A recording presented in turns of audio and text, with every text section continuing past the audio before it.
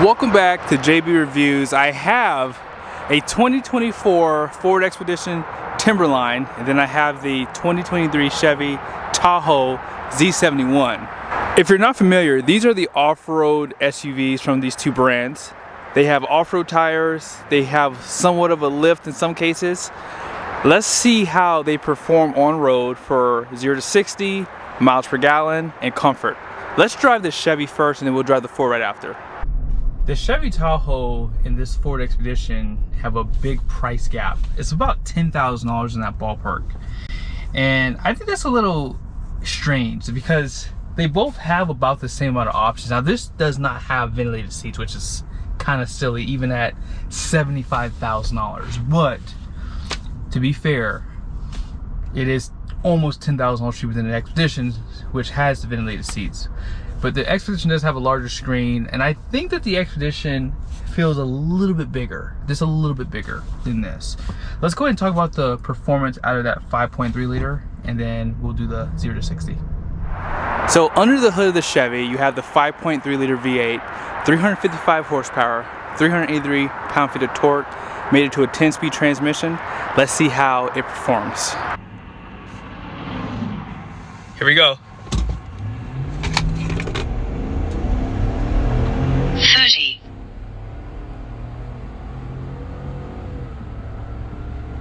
60. 60.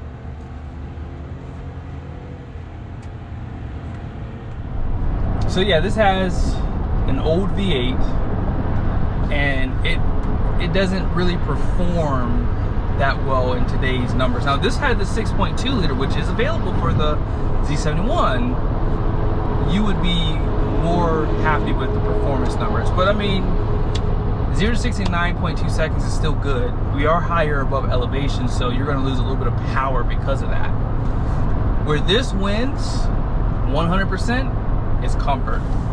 Magnetic ride control and air suspension is the crown jewel for the Tahoes and Suburbans. Like, this is my second time I think driving it, and it's amazing. Like, oh man, this rides better than my Wagoneer. Like, my Wagoneer doesn't ride better. It doesn't have the air suspension, but it rides better because of the air suspension. It handles well. The steering feels nice and tight. These seats are a little stiffer than what some people would like, but I find them to be comfortable. I like a stiffer mattress at the house. I always make that point because I find that because I like stiffer mattresses, I like stiffer seats. So for me, this is the perfect setup. And the road noise isn't too bad, so we'll have to check that out on the way back if I remember. Let me show you guys the speedometer really quickly. So we're running about 75 miles an hour, and we're just over 1,500 RPMs. That's the beauty of the 323 axle ratio out back. And we are in normal riding mode. They don't have eco mode like the Ford does, and you'll see that when we drive it. And I will definitely use it when we do the trip because I think it's only fair because they have it. But like I said, the on-road manners of this Tahoe is supreme because it has off-road tires, right? And you don't really tell because they're not loud. Like, they probably perform better than the ones that come on the Tahoes with the 22s on them. And when you switch lanes, like, you have good visibility on both sides. If you look out back, you have great visibility there. And all the buttons are nicely and conveniently placed. I think it's just easier to learn this compared to maybe the Expedition. So here's where we are. 18.8, 7.1 miles driven, and we average about 63.7 miles an hour. This does have the stop-start function too, and I will use it. Well, actually, I don't think the Ford has stop-start with the Expedition, but yeah, this one does. But let's go ahead and go back the opposite direction, and we'll discuss how loud the interior is. One thing you'll notice about driving the Tahoes, and I think a lot of the Chevy products, they have really confident brakes. Every time I hit the brakes in a truck, SUV, whatever it is, I feel like it's a nice, secure feeling. Now let's go ahead and take a look at my decibel reader. We're going 70 miles an hour.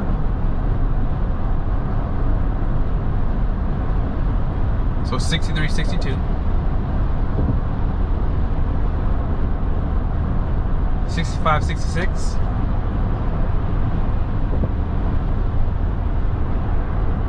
'62 out back.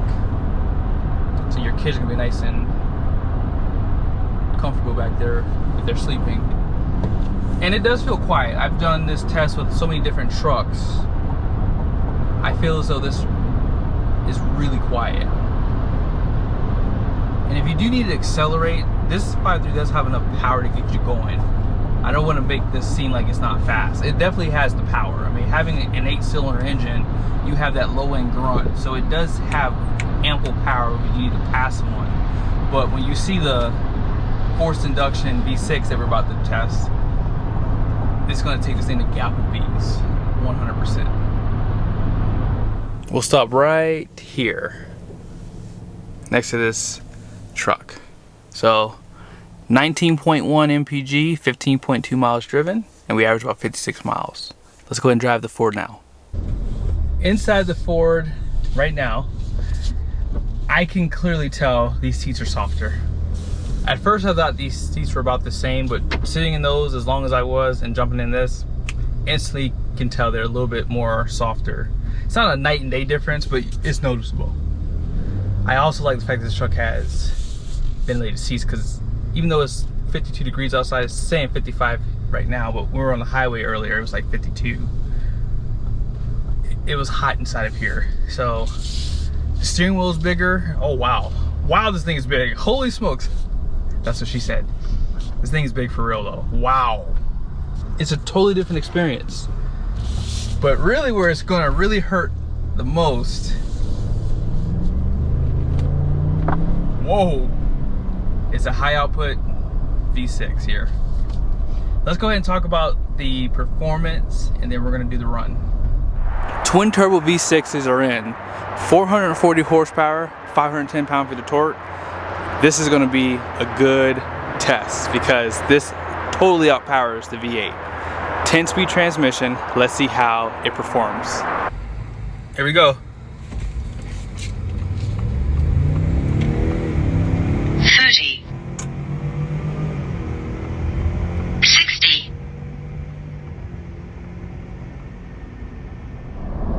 Wow. This thing shaved off what, like 2.5 seconds, something like that. That was wow. That was pretty darn good, guys. And this thing has a lot of power. So I thought it would have probably gotten into like the mid 6s, but 7 seconds to 60 is pretty darn good. You gotta keep in mind, we are higher above elevation, and I do believe that makes a difference. Hold on, I gotta turn down the fan. Wow, it's kind of loud.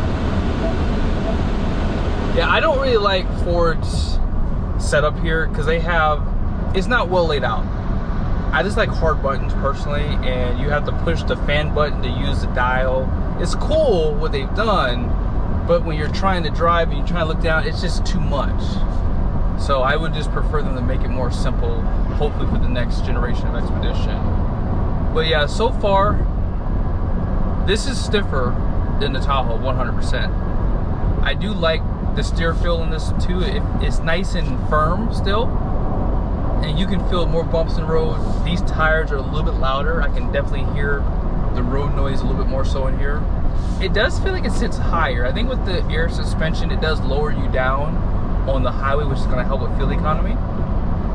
I did reset the trip 1 before, or right before the 0 to 60 for both SUVs, so this is going to be apples to apples, guys.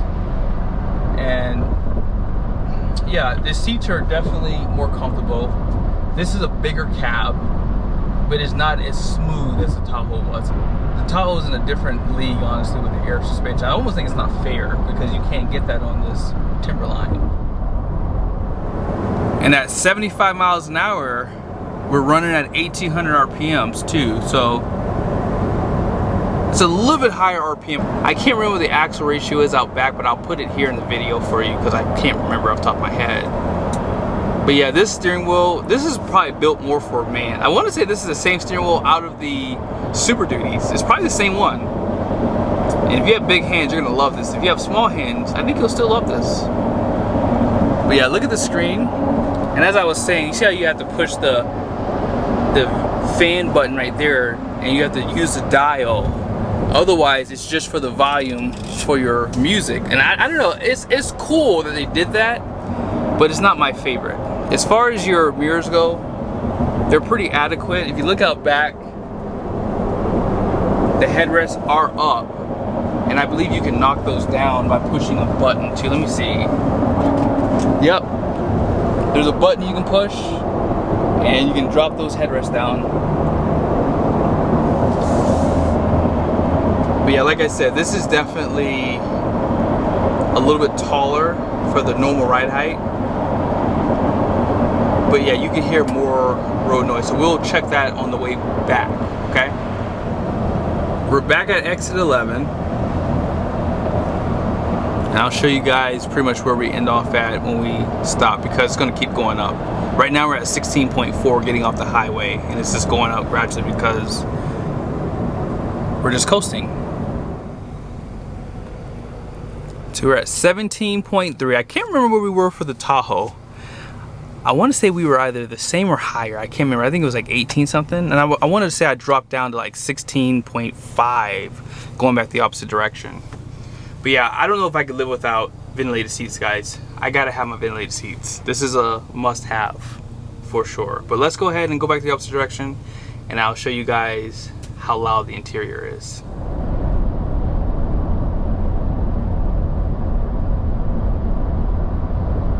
$65.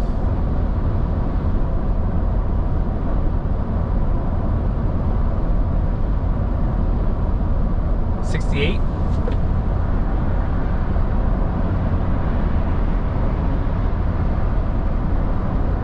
65 back there too, so it's a little bit louder inside of here for sure.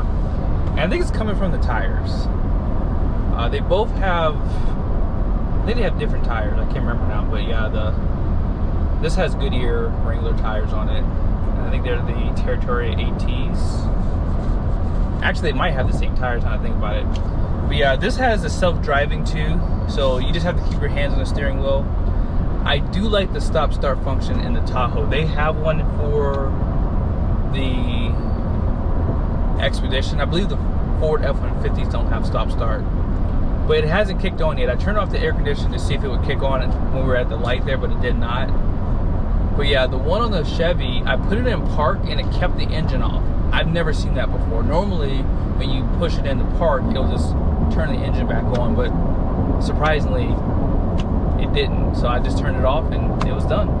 I'm not sure if this one operates the same, but I do like this self-driving. This does take a lot of fatigue out of driving if you do it for long periods at a time, because it does push the brakes for you, it steers for you, all that good stuff. And yeah, it does make driving just a little bit more safer. But we should be back in about 10 minutes, and I'll show you guys where we end off at. Just pulled in. I'll show you guys where we are. So the stop start for some weird reason does not work. I'm not sure if there's a threshold. I got to turn the AC off, everything, but we dropped down a good bit. I would say about a half an MPG is what we lost.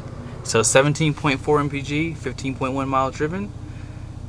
So here's what you have to understand about this SUV. Okay, that was funny. Literally, the stop start function came on when I stopped right here. That was pretty funny. But let's be honest here, turbocharged engines are not good for wide open throttle. If I were to redo this test and not do the 0 to 60, I think I would have probably picked up 1 MPG better for the Ford. So just keep that in mind. If you are looking at a forced induction engine, they are fast and they're fun to drive because you have that burst of power. But a naturally aspirated engine is always going to do a little bit better. Even an 8-cylinder compared to a V6 is going to do better with wide open throttle. And if I had to pick an SUV today, there's things I like in both SUVs. They both have the panoramic sunroof. They both have just about every feature you'd want. The only negative with the Chevy was it didn't have ventilated seats, and I prefer perforated leather because it breathes better, and I feel like I got hot in the Tahoe. But I think I like the overall styling of the Tahoe better than the Expedition. That's the only thing I don't like about this SUV is I don't really care for the interior as much. I don't like the exterior.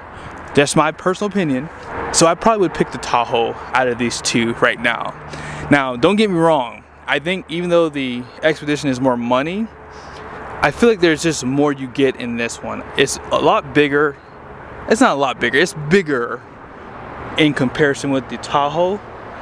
And you can tell even without the air suspension, it does sit higher than the Tahoe because it does have a 0.8-inch lift compared to the regular Expeditions. But I hope you guys liked the video.